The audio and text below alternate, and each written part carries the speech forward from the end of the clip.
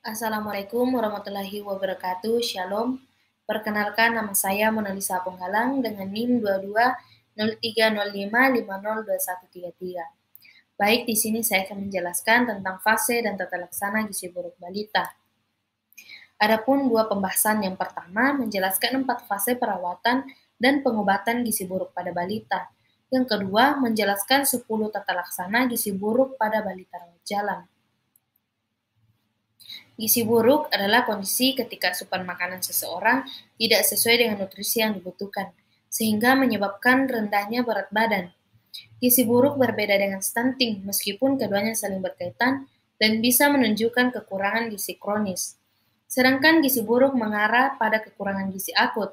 Gizi buruk juga dapat menyebabkan berbagai kondisi klinis yang memprihatinkan seperti busung lapar, kwashiorkor, dan marasmus. Kondisi ini dapat meningkat risiko berbagai penyakit dan kematian pada anak, terutama pada balita. 4 fase perawatan dan pengobatan gizi buruk balita. Yang pertama, fase stabilisasi.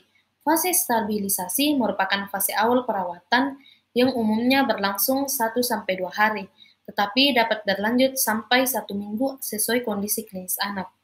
Yang kedua, fase transisi. Fase transisi adalah masa peralihan dari fase stabilisasi ke masa rehabilitasi dengan tujuan memberi kesempatan untuk beradaptasi terhadap pemberian energi dan protein yang semakin meningkat. Yang ketiga, fase rehabilitasi.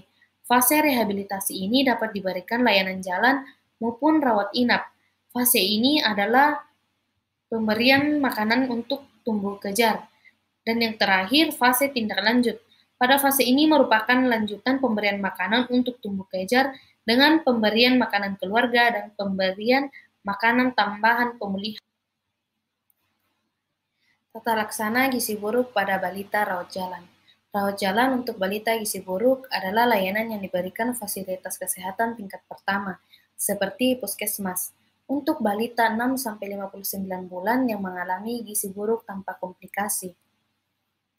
Langkah yang pertama, mencegah dan mengatasi hipoglikemia. Semua balita gizi buruk berisiko mengalami hipoglikemia atau kadar gula darah kurang dari 3 milimol per liter atau 54 mg per desiliter. Jika fasilitas setempat tidak memungkinkan untuk memeriksa kadar gula darah, maka semua anak gizi buruk dianggap menderita hipoglikemia dan segera ditangani memberikan 50 ml larutan glukosa 10% atau 1 sendok teh munjung gula pasir dalam 50 ml air secara oral. Langkah yang kedua, mencegah dan mengatasi hipoglikemia. Hipotemia atau suhu aksilar kurang dari 36 derajat Celcius sering ditemukan pada balita gizi buruk, dan jika ditemukan pada balita gizi buruk bersamaan dengan hipoglikemia menandakan adanya infeksi berat. Cadangan energi anak gizi buruk sangat terbatas, sehingga tidak mampu memproduksi panas untuk mempertahankan suhu tubuh. Cara mencegah dan mengatasi hipotermia dengan menghangatkan tubuh balita. Langkah yang ketiga, mencegah dan mengatasi dehidrasi.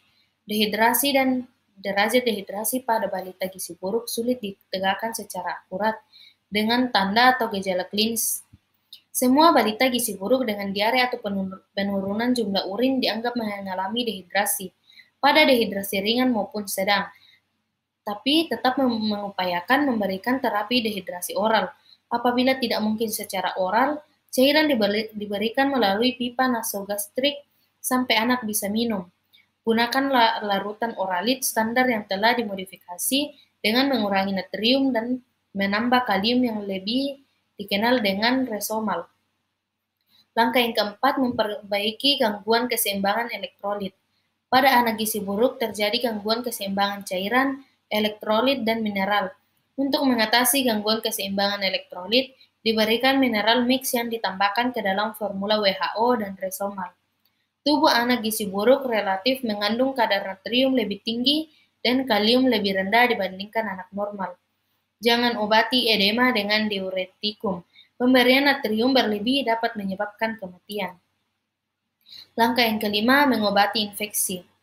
Balita gizi buruk seringkali menderita berbagai jenis infeksi, namun sering tidak ditemukan tanda atau gejala infeksi bakteri seperti demam.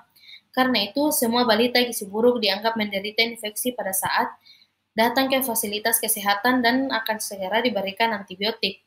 Hipoglikemia dan hipotemia sering kali merupakan infeksi berat. Tata laksananya yang pertama, berikan kepada semua balita gizi buruk antibiotik dengan spektrum luas. Yang kedua, imunisasi campak jika balita berusia kurang dari 6 bulan dan belum pernah imunisasi atau mendapatkan imunisasi campak sebelum usia 9 bulan. Langkah yang keenam, memperbaiki kekurangan zat gizi mikro. Semua anak gizi buruk mengalami defisiensi vitamin dan mineral. Meskipun sering ditemukan anemia, zat besi tidak boleh diberikan pada fase awal atau fase stabilisasi dan transisi. Zat besi baru diberikan setelah anak mempunyai nafsu makan yang baik dan mulai bertambah berat badannya, atau biasanya pada minggu kedua mulai fase rehabilitasi. Zat besi dapat memperberat infeksi bila diberikan terlalu dini. Dan langkah yang ketujuh, memberikan makanan untuk fase stabilisasi dan transisi. Diberikan untuk anak gizi buruk di layanan rawat inap. Dan langkah yang kedelapan, memberikan makanan untuk tumbuh kejar. Pada fase rehabilitasi, terjadi replesi atau pemulihan jaringan tubuh sehingga diperlukan energi protein yang cukup diberikan energi 150-220 kilokalori per kilogram berat badan per hari. Protein 4-6 gram per kilogram berat badan per hari. Terapi gizi yang diberikan dapat berupa F100 atau RUF yang secara bertahap ditambah makanan padat gizi. Dan langkah yang kesembilan, memperbaiki stimulasi untuk tumbuh kembang. Pada anak gizi buruk terjadi keterlambatan perkembangan mental dan perilaku.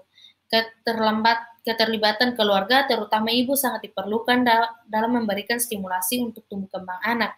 Oleh karena itu, stimulasi diberikan secara bertahap dan berkelanjutan sesuai umur anak.